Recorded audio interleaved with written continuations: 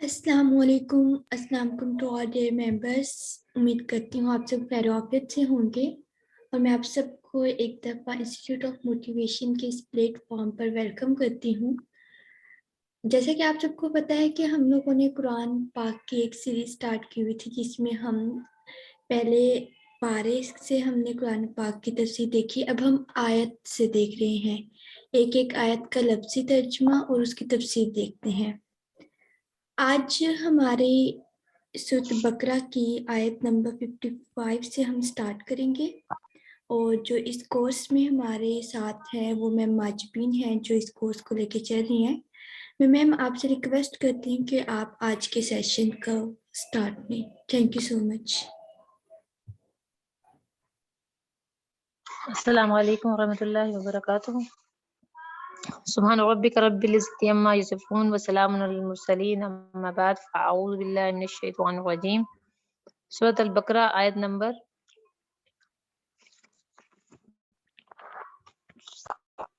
60 से हमने शुरू करना था, 55 तक हो गया था। ओके लफ्ज़ी वज़ाहत से शुरू करेंगे वइज़ तस्का से, ठीक है। लफ्ज़ी वज़ाहत थोड़ी सी दूंगी, आगे तफसीर भी थोड़ी सी ही बयान करूंगी, ठीक है, ताकि आप लोगों को जज़्ब करने में परेशानी ना हो। वह पीछे से मिलाने के लिए आता है, वह इस आप पहले बता चुकी हूँ, रिकॉल के लिए याद करो। वइज़ तस्का, नमाज इस्तिस्का का आपने सुना होगा, इसका मतलब होता है खुला मैदान है, यानी कि मस्जिद में नमाज नहीं पढ़ते, खुले मैदान में जाकर पानी की तलब के लिए नमाज पढ़ने को कहते हैं नमाज इस्तिस्का। और यहाँ पर वइज़ इस्तिस्का जब तलब किया पानी मूसा ने लिकौमिही, अपनी कौम के लिए, फकुल नदरिब, फकुलना मारा बेअसाकल हजर, उन्हें उनसे कहा गया कि आप अपना दारा बयादरिबू, जिस तरह दरबे मोमिन कहा जाता है, कि मारो बी असा। असा एक लाठी होती थी जो हज़रत मूसा अलैहिस्सलाम के ज़माने में हर इंसान एहतियात के तौर पर यूज करता था। इस लाठी को अपनी हजर, पत्थर को कहते हैं, किसी खास किस्म का पत्थर जिसका फिलहाल अभी हमें रिकॉर्ड नहीं मिलता, लेकिन कुरान पाक में इसका जिक्र आया है कि एक वादी अती के मैदान में एक पत्थर था, जहां पर अल्लाह ताला ने कहा कि आप अपना असा मारे। फन फजरत, बस फट पड़ेंगे उससे। इसना अशरा, इसना होता है 2 अशरा 10, 2 10 12। आइन, आइन आंख को भी कहते हैं, और यहाँ पर चश्मे के लिए आ रहा है, चश्मे। तो 12 चश्मे उसमें फट पड़ेंगे। 12 किस लिए? कि वहां पर 12 ही ग्रोह थे, यानी कि 12 किस्म की फैमिलीज कह लें या कबीले कह लें थे, और हर कबीले के लिए अपना फर्दर फर्दर अपना अपना चश्मा था। और कद आलिमा, तहकीक जान लिया, कुल्लु उनासिन, हर एक इंसान ने, मशरबहम, अपने पीने की जगह को, यानी कि हर बंदे के लिए जो पीने की जगह मखसूस थी वो उसने दे। कुलू, खाओ, वशरबू, और पियो, मिन रिस्किल्लाहि, जो रिस्क दिया अल्लाह ने, वला तासौ, तासौ होता है असौ, आइन सावौ। असौ एक फितरी किस्म की एक होता है जिस्मानी फसाद, एक होता है दिमागी फसाद। तो ये तो असौ होता है एक फितरी फसाद, यानी कि दिमागी जहनी बिगाड़ को कहते हैं। तो ना तासौ, खिलाओ, फिल आदि, जमीन में, मुफसिदीन, यानी कि फसाद करने वाले ना बन जाना जमीन में। वइस कुल, तुम जब कहा मूसा ने, लन नस्बरा, हरगिज ना हम गुजारा कर सकेंगे, ना हरगिज ना हम सबर करेंगे, अला तामिन, एक खाने पर, वाहिदिन, एक। फद उलना, दुआ कीजिए हमारे लिए, रब्बी का, अपने रब से, युखरिज के, खराज युखरिजु, निकाले, लना, हमारे लिए, मिम्मा, इससे, तुम भी तुम अम बाता युम भी तुम भी कहते हैं उगने को, ग्रो करने को, ग्रो जो ग्रो करती है अर्थ यानी कि जमीन। मिम बकलिया वकिस्ताइहा वफूमिहा वादसिया व बसलिया। तो यहाँ पर फर्दन जमीन की चीजों की बात आई। वकिस्या, कंबर को कहते हैं, बकल कहते हैं जिसका तना ना हो, यानी कि और जैसे स्टेम्प होती हैं जिनकी, जैसे पालक हो गया, धनिया हो गया, उसको बकल कहते हैं, तो डायरेक्ट जमीन से निकलते हैं, ग्रीन हर्ब्स को कहते हैं। किस्सा यहाँ ककम्बर, मफहूम यहाँ वादा से, यहाँ इसका लेटर का वर्ड है, ये वर्ड्स हैं। तो जमीन में से जो सब्जियां उगती हैं, प्याज और लहसुन, और जो मसूर की दाल का है वो अदसा, अदसा कहते हैं, अदसा जैसे आंख का अदसा होता है, मसूर की दाल को अदसा कहते हैं, ठीक है। वो बसला और प्याज, यानी कि ये सब चीजें हमें चाहिए। तो फरमाया, किसने फरमाया? मूसा अलैहिस्सलाम ने फरमाया, तस्तब्दिलूना, क्या तुम बदल दोगे? सब्दा, अलिफ तासीन होता है मांगने से, और बदला युबदिलु, तब्दील करने से, तब्दील करते हो, अल्लाजी, वो के, हुआ जो, अदना, ادنا ہے بالذی ہوا یعنی کہ کم تر ہے اس سے جو خیرن آپ کے لیے بہتر ہے. تو وہ ناراض ہو کے کہہ رہے ہیں اہبطوا اتر جاؤ مصرن کسی بھی شہر میں چلے جاؤ آپ فإن لکم ما سألتم وہ آپ کو مل ہی جائے گا جو آپ سوال کر رہے ہو. ضربت علیہم الذلہ تو مار دی گئی ان پر ذلت اور مسکینی اور لوٹے وہ خدا کے غضب کے ساتھ. ذالک بانہم یہ کس لیے تھا؟ اس لیے تھا کانوا یکفرون کہ وہ کفر کیا کرتے تھے. کفران نعمت دو قسم کے کفر آتے ہیں, ایک کفران ہوتا ہے اور ایک کفرا. کفرا ہوتا ہے انکار کر دینا, جو انکار کسے کرتے ہیں شرعی آیاتوں سے. یکفرون بآیات آیات کس قسم کی ہوتی ہیں؟ دو قسم کی, ایک شرعی ہوتی ہیں اور ایک کونینی.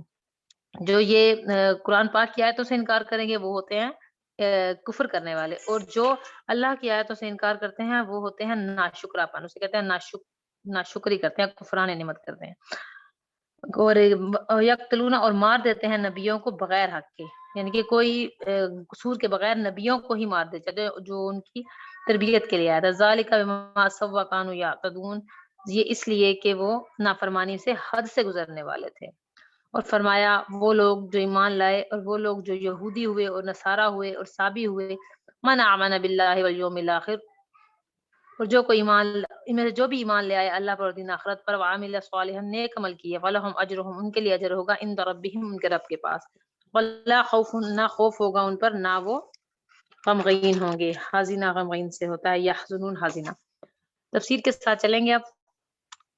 بنی اسرائیل موسیٰ علیہ السلام کی قیادت میں وادی تی میں رہے جہاں نہ کھانے کو کچھ تھا اور نہ پینے کو. تو موسیٰ نے اللہ تعالیٰ سے دعا کی اور اللہ کی خاص رحمت کی وجہ سے ان کو بادلوں کا سایہ کیا گیا, ان کو کھانے میں من و سلوہ دیا گیا, پھر ان پر بارش کا پانی, ان کے پاس پانی جو موجود نہیں تھا تو اس کے لیے موسیٰ علیہ السلام نے اللہ تعالیٰ سے دعا کی تو ان کے لیے پانی کا انتظام بھی ہو گیا. اللہ اپنے خاص فضل کی یاد دلاتے ہوئے فرماتے ہیں کہ کس طرح میں نے آپ پر اتنی مہربانی کی. اور پتھر کی ایکسپلینیشن جو آپ یہاں پر ہجر آیا تھا اس کی ایکسپلینیشن ہمیں کہیں نہیں ملی کہ وہ کہاں تھا اور کیسے تھا. بس یہ سمجھنے کے لیے کافی ہے کہ وادی تی کے میدان پر کوئی پتھر تھا, اوپر سے آیا تھا یا جیسا بھی تھا. وٹ ایور, ہمیں جو اس آیات سے ہمیں سبق ملتے ہیں وہ ہم دیکھ لیتے ہیں. پہلا نمبر میں یہ سبق ملا کہ بنی اسرائیل کے پر انعامات اللہ تعالیٰ نے خاص انعامات کیے. اور نمبر 2 حضرت موسیٰ کا مرتبہ اس سے ہمیں سمجھ میں آتا ہے کہ کس طرح سے اللہ تعالیٰ نے فرمایا قان عند اللہ وجیہن, وہ اللہ کے نزدیک وجیح تھے, عزت والے تھے, جن کی دعا رد نہیں ہوتی تھی, جیسے وہ دعا کرتے تھے قبول ہوتی, تو ان کا مرتبہ ہمیں سمجھ میں آتا ہے اس آیت سے. اور نمبر 3 ضرورت اور تکلیف کے وقت ہمیں رجوع کدھر کرنا چاہیے؟ اللہ تعالیٰ سے رجوع کرنا چاہیے. وَإِذِ اسْتَسْقَىٰ اور مانگا طلب کیا اللہ تعالیٰ سے موسیٰ علیہ السلام نے. بنی اسرائیل کے لیے صحرا میں پتھر سے چشمے نکال دیے گئے.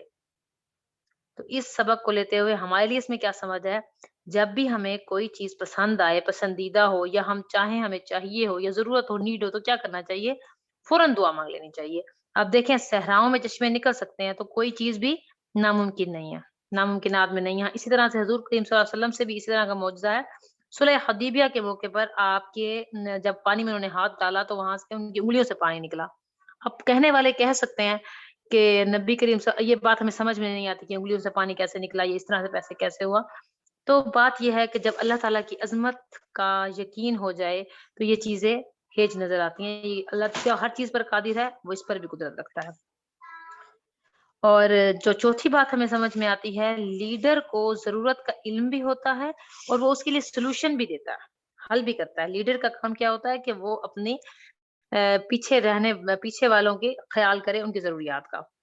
اور نمبر 5 پہ کیا تھا؟ 5 اور بنجر زمین تھی, اس میں سے پانی نکل پڑا, اور ایسی ناممکنات میں سے آسمان سے آنے لگے, اور 12 چشمے نکال دیے گئے اس میں. اور کیا بات سمجھ میں آتی ہے کہ 12 چشمے نکالے کس لیے؟ کہ حقدار کو اس کا حق ملے, اور حقدار کو حق تقسیم کر دی. اسی طرح سے اللہ تعالیٰ نے وصیت کے حق بھی خود تقسیم کیے ہیں. وصیت جو انسان مرتا ہے اور چھوڑ جاتا ہے تو اس کی کیا ہوتی ہے؟ وصیت بھی اللہ تعالیٰ نے خود تقسیم کر کے دے دیا, اصحاب الفرائض میں, اسوات میں, اس طرح سے. اب یہاں پر چشمے بھی آپ دیکھ لیں, پانی پر تاکہ لڑائی نہ ہو, اور آپ دیکھیں پانی کی لڑائی پر اکثر کیا ہوتی ہیں؟ بہت جنگیں ہو جاتی ہیں. اس وجہ سے اللہ تعالیٰ نے ہر بندے کو چشمے اس کے تقسیم کی جگہ علیحدہ دی. اور کیا بات اور سمجھ میں آتی ہے کہ اللہ کی نعمتوں کا استعمال کرنا چاہیے. اللہ کی نعمتوں کا استعمال شکرانہ ہے. کیا کہا؟ کھاؤ اور پیو اسرف، لیکن زیادہ بے دریغ یعنی کہ نقصان میں نہ لے جاؤ، زیادہ اسراف نہ کرو، حد سے نہ گزرو. ٹھیک ہے، تو اللہ کی نعمتیں استعمال کرنی چاہیے. جب اللہ تعالیٰ نے نعمتیں دیے ہیں تو انسان کو فساد نہیں کرنا چاہیے. فساد اپنی غلطیوں کی وجہ سے ہوتا ہے. جب بھی کوئی بگاڑ پیدا ہوتا ہے زمینوں پر، اب آپ دیکھیں جائیں انٹرنیشنل لیول پہ چلے جائیں، جو HEC دیکھ رہی ہے اور جو انوائرمنٹ والے دیکھ رہے ہیں کہ زمین پر اتنا فساد انسانوں نے کر لیا ہے، اتنا فساد انسان کر چکے ہیں کہ اب اس کو لوٹانا بھی مشکل ہے، اور زمین کہاں جا رہی ہے؟ ختم کی طرف جا رہی ہے. تو فساد کس کی وجہ سے ہوا ہے؟ نعمتوں کے غلط استعمال کی وجہ سے. نعمتیں دی ہیں تو اسے استعمال کیجیے، غلط استعمال مت کیجیے. نہ کفری، اب یہاں پر دیکھیں تکفرون، کفر سے آئے گا. وہ کیا ہوا؟ شرعی آیاتوں میں اس کا کفر، جو قرآن پاک میں آیتیں دی گئی ہیں، جو آپ کو احکامات دیے گئے ہیں، اگر آپ ان پہ عمل نہیں کریں گے تو کیا ہوگا؟ آپ کرتے ہیں کفران، کرتے ہیں کفر کرتے ہیں. کفر صرف کافر نہیں کرتا، کفر جو نہیں مانتا وہ کرتا ہے. یعنی کہ ایز اے مسلمان اس وقت ہم جو ہدایات ہمیں مل رہی ہیں ان کے خلاف ورزی کریں تو کیا ہوگا؟ کفر. اور دوسرا کیا کہ جو نعمتیں ہاتھ پاؤں اور رشتہ داریاں اور محبت اور گھر، ایون کہ ایک سانس اور ایک لولو تک ہمارے لیے اللہ تعالیٰ کی طرف سے ایک نعمت ہے. اگر ہم اس کو نہیں مانیں گے، اس کی ناشکری کریں گے تو کیا ہوگا؟ ہم کفران نعمت کریں گے. اور دوسرا کیا ہوتا ہے؟ معجزات جو اللہ تعالیٰ نے حضرت موسیٰ علیہ، اور یہاں ہم دیکھیں موسیٰ علیہ السلام کو معجزہ دیا گیا. اللہ تعالیٰ یہ بھی کر سکتے تھے کہ زمین کو کہہ دیتے کہ پانی نکالو، ایسا نہیں ہوا. حضرت موسیٰ سے کہا کہ آپ عصا ماریے، تو کیا کیا کہ موسیٰ علیہ السلام کی عزت اور توقیر کو بڑھایا. آگے دیکھیے، وہ اسکول تم یا موسیٰ. اچھا، اب یہاں قوم کیا کہہ رہی ہے؟ بنی اسرائیل جس کو اللہ تعالیٰ نے فضیلت دی، فضلنا بعضهم علی بعض، اور فضیلت دی ان کو علی العالمین، تمام جہانوں پر جن کو فضیلت دی، وہ کیا کہہ رہے ہیں؟ لن نصبر علی طعام واحد، کہ ہم ایک کھانے پر ہرگز گزارا نہیں کر سکتے، صبر نہیں کر سکتے ہم. تو کیا ہے، کیا اس کا ہے؟ ہم یہ اپنے لیے دیکھیں کہ کیا ہم تو یہ نہیں کر رہے، کیا ہم نے اپنے بچوں کو، خود کو بے صبرا تو نہیں کر لیا ہے کہ ہر روز وہ نئی نئی ڈیمانڈز کریں. تو اللہ تعالیٰ نے ایک مقصد کیا رکھا تھا بنی اسرائیل کا؟ دین پھیلانا. انہوں نے کیا کیا کہ ہم ایک کھانے پہ گزارا نہیں کر سکتے، تو آپ کیا کیجئے؟ ہمارے لیے اور کھانا مانگیے. لن نصبر علی طعام واحد. سیلف سینٹرڈ جو لوگ ہوتے ہیں وہ کوہلوں کے بیل کی طرح صبح کو اپنی جاب پہ جاتے ہیں، اس کے بعد وہ اپنا کھانا پینا، اور اس کے بعد ان کی شاپنگز، اور اس کے بعد زیادہ کھا لیا ہے تو پھر سکن کیئر ہو گئی، آپ موٹے ہو رہے ہیں تو ہیلتھ کے لیے چاہیے، فٹنس کے لیے چاہیے، موٹیویشن کے لیے چاہیے. یعنی کہ سیلف سینٹرڈ ہو گیا ہے انسان آج. ہماری اگر ہم امت مسلمہ کی طرف دیکھیں،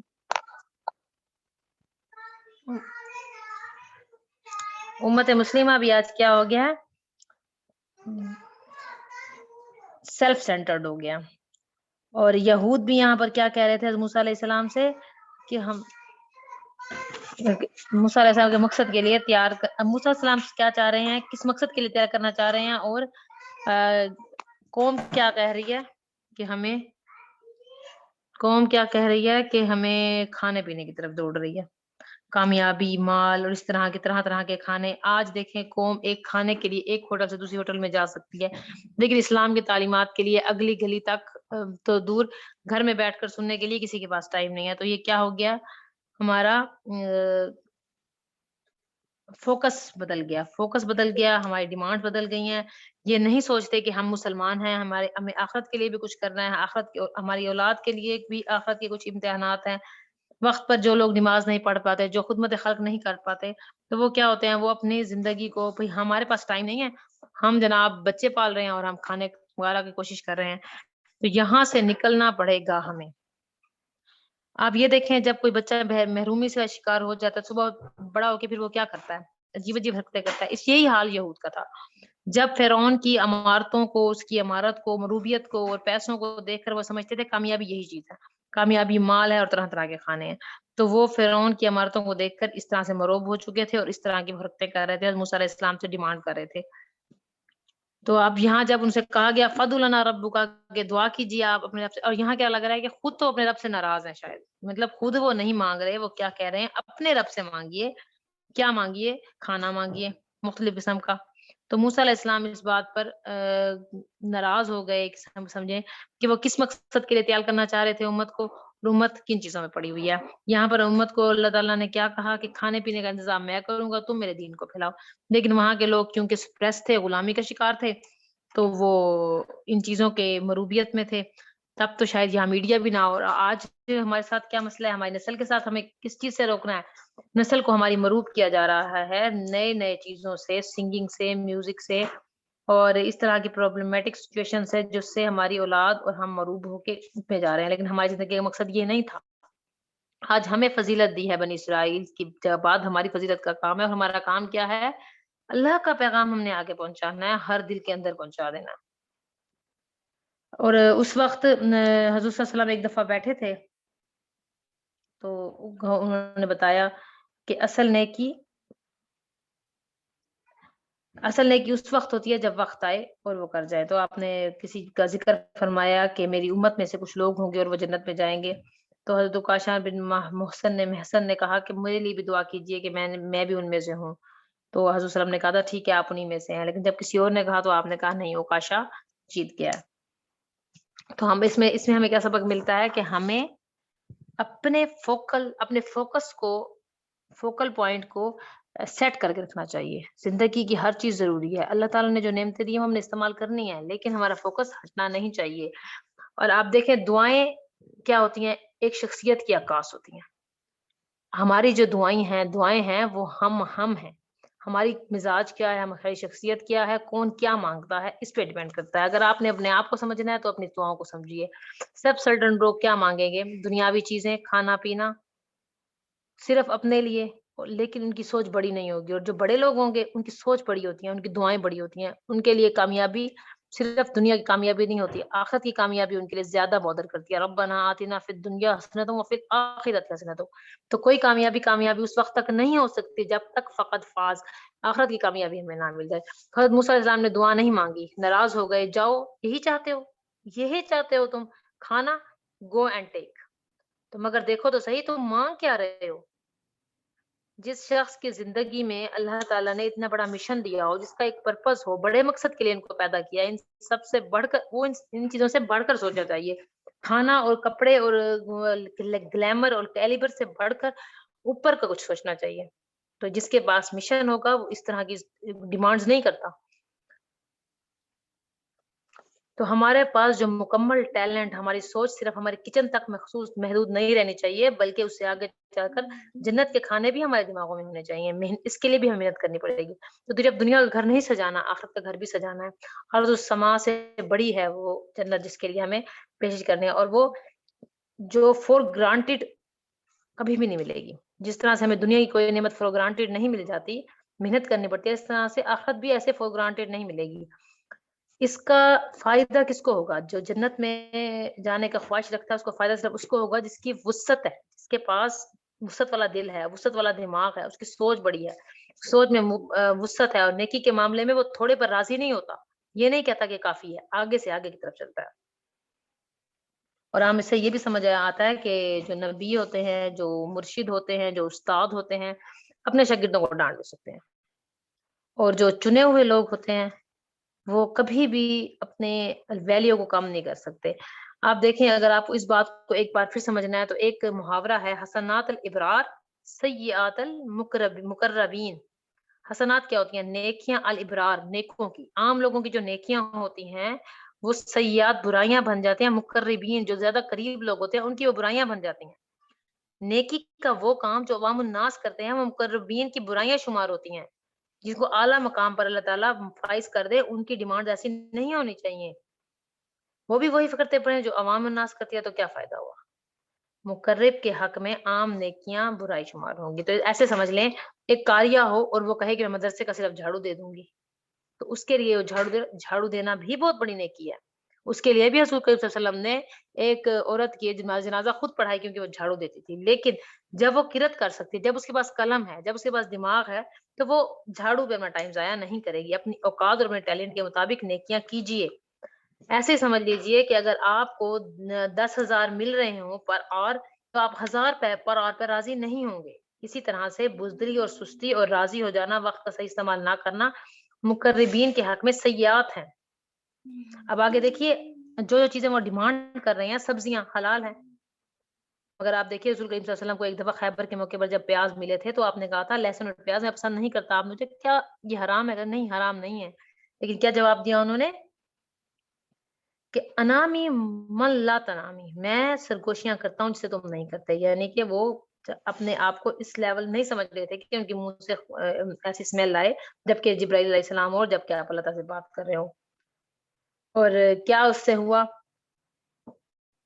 مقصد کہ ان سب حرکتوں کی وجہ سے ذلت اور مسکنت ڈال دی گئی۔ اور آج مسلمانوں پر کیوں ذلت اور مسکنت آ گئی ہے؟ کیونکہ اصل مقصد کو بھول گئی ہے، غلط چیزوں اور حرام کاریوں میں پڑ گئی ہے امت مسلمہ۔ جس کو جو کام دے کر بھیجا جائے وہ خاص کام وہ نہ کر کے آئے تو ذلت اس کے نصیب میں لکھ جاتی ہے۔ اور بنی اسرائیل کیا ہوا کہ اللہ کے غضب کے ساتھ پلٹے۔ کیوں؟ کانوا یکفرون بآیات اللہ، کیونکہ وہ کیا کرتے تھے؟ اللہ کی آیتوں کا انکار کرتے تھے، نافرمانیوں میں حد سے بڑھ جاتے تھے۔ تو کرائٹیریا کیا دیا اللہ تعالیٰ پر ایمان کا، یوم الآخرت پر، نیک کاموں کا؟ ایک ہے اخلاص اور ایک محمد صلی اللہ علیہ وسلم کی اتباع۔ نجات کسی خاص گروہ کے لیے نہیں ہے۔ امت محمدیہ، امت موسیٰ، جو کام امت موسیٰ کو کرنا چاہیے تھا آج امت محمدیہ کے ہاتھ میں ہے، اور جو یہ کام کر لے گا وہ جیت جائے گا۔ اور دوسری بات کیا ہے کہ گروہ بندی ضروری نہیں ہے۔ یہاں پر ہمیں آخر میں کیا چاہے وہ صابی ہو، چاہے وہ یہودی ہو، چاہے وہ عیسائی ہو۔ اور یہاں پر من آمنہ کون ہے؟ محمد رسول اللہ صلی اللہ علیہ وسلم کے پیروکار، اور جو یہودی ہیں وہ موسیٰ علیہ السلام آل موسیٰ ہیں، اور جو نصارہ ہیں وہ آل عیسیٰ ہیں۔